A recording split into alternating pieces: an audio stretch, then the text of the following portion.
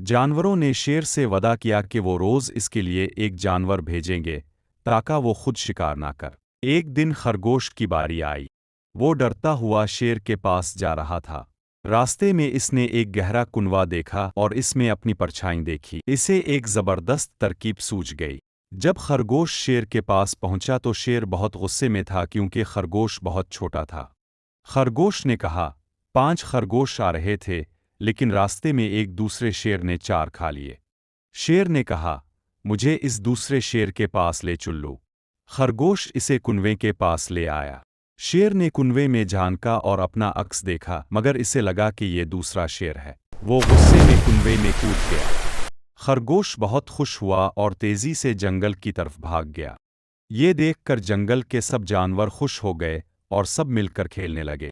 कहानी पसंद आई हो तो लाइक करें, सब्सक्राइब करें और कमेंट करें।